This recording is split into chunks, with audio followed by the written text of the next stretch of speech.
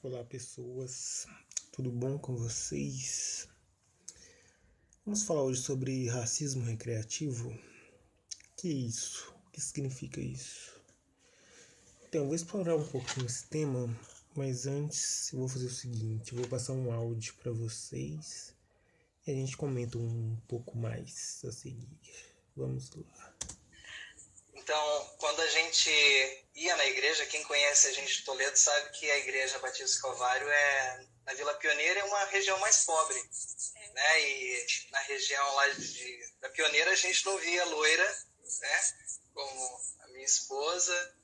E quando ela veio para o culto, tipo, destacou, porque tudo pessoal assim mais classe pobre, meio mais moreno, queimando o sol, moreninho, meio encardido, um pouco meio sujo.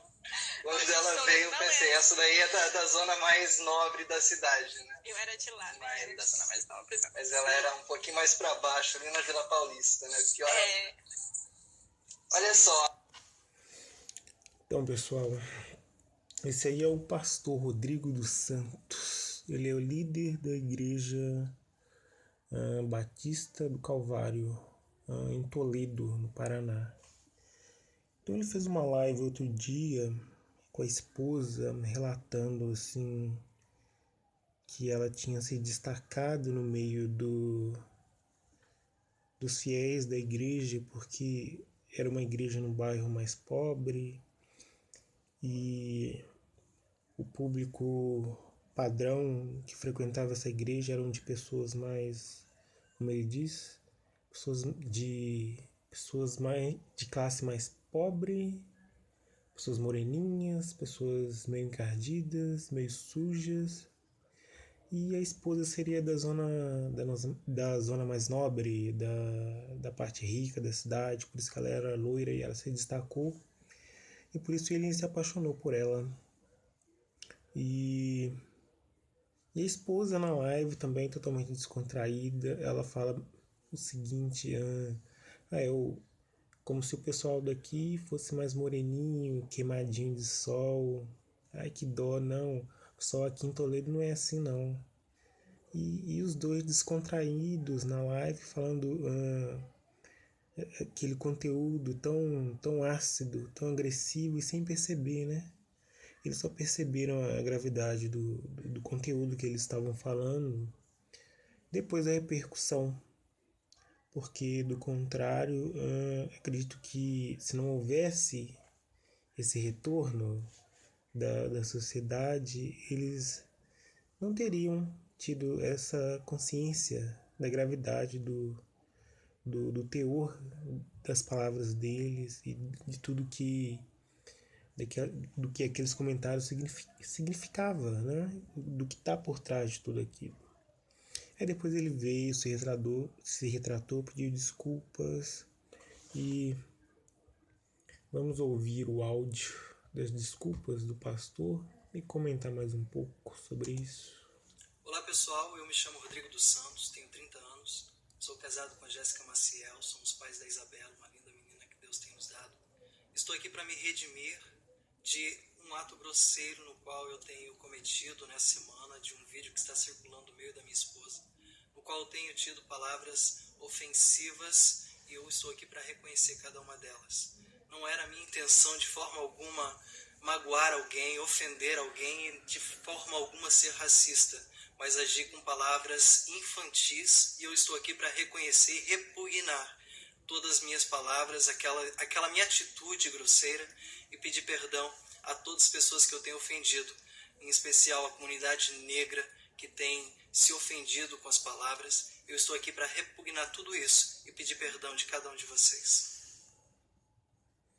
A gente nota que a consciência da gravidade das palavras só veio com o retorno da sociedade, né?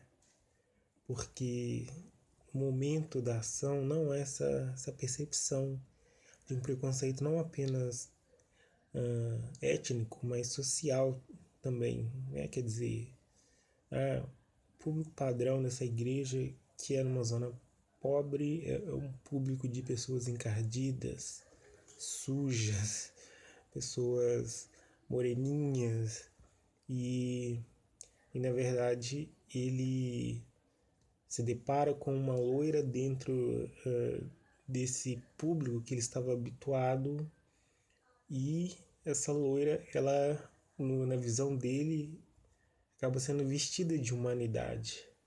Por isso que ele se apaixona pela loura, que quebra esse padrão na cabeça dele, do público que frequenta a igreja, porque ele jamais olharia dessa forma para uma mulher negra, por exemplo.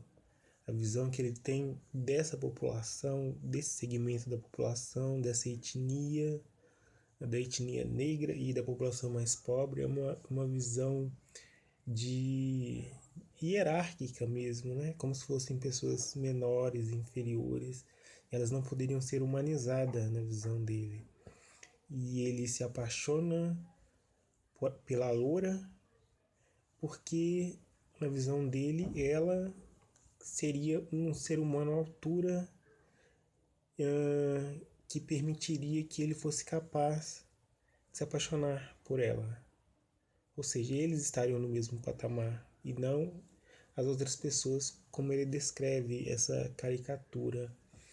Isso a gente poderia muito bem enquadrar na questão do racismo recreativo, né? Que é uma expressão do racismo estrutural, que o racismo estrutural enquanto base de uma sociedade racista, e o racismo recreativo seria uma forma de expressão desse racismo estrutural, mas seria um racismo mais revestido de humor, para que ele não fosse assim cometido de uma forma direta, de uma forma mais agressiva. Então ele teria mais meios de circular na sociedade, teria mais facilidade por estar travestido mesmo de uma forma de humor. Então os dois estão ali na live, descontraídos e expressando o racismo puro, mas que acaba sendo, de alguma maneira, colocado quase que inconscientemente por eles. Como ele diz, eu não tive a intenção de ser racista, de ser agressivo, de ser ofensivo. Na cabeça dele ele foi infantil. Até na retratação ele não percebe como uma expressão racista, mas como um comportamento infantil apenas. E é muito importante a gente refletir sobre isso e parar para pensar que às vezes no nosso próprio cotidiano a gente acaba se deparando com essas coisas e não percebe que, na verdade, como tudo isso pode ser nocivo, tem uma origem nociva, mas que é normatizado aí no nosso cotidiano como se fosse algo banal, que um pastor de uma igreja evangélica, um líder religioso, ele expressa o racismo numa live junto à esposa e sem perceber, de uma maneira inconsciente, mas que é uma prática racista. Então, para ilustrar isso também um pouco melhor, vamos ouvir agora o comentário de um intelectual negro, o Dr. Adilson Moreira. Ele é mestre e doutor em Direito Constitucional em Harvard.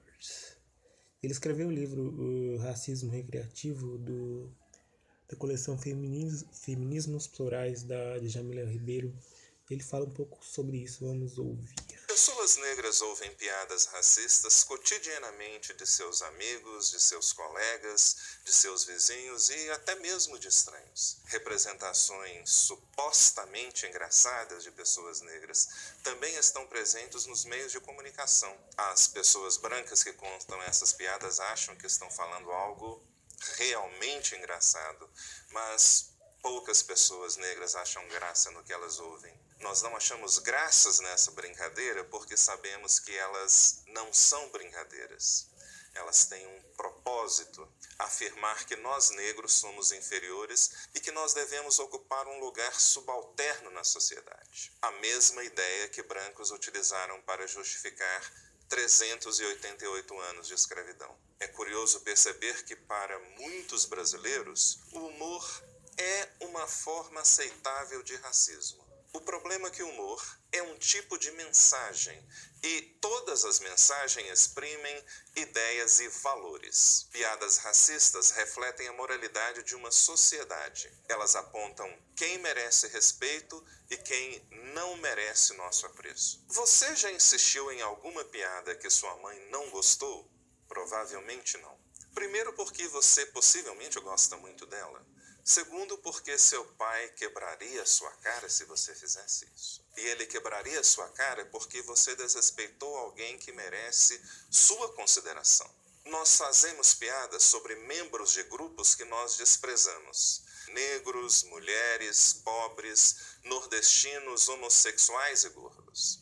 Pessoas negras não ouvem piadas apenas no espaço público.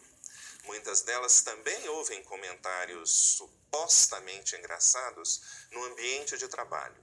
Elas comunicam o acontecido aos seus chefes, mas, infelizmente, muitos deles ignoram, dizem que a pessoa não deveria ser tão sensível e outros até riem.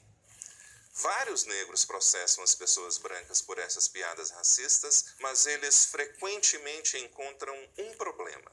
Quase todos os juízes brasileiros são brancos, e muitos deles acham que essas piadas não são mais do que piadas. Então, pessoal, esse é o ponto, né?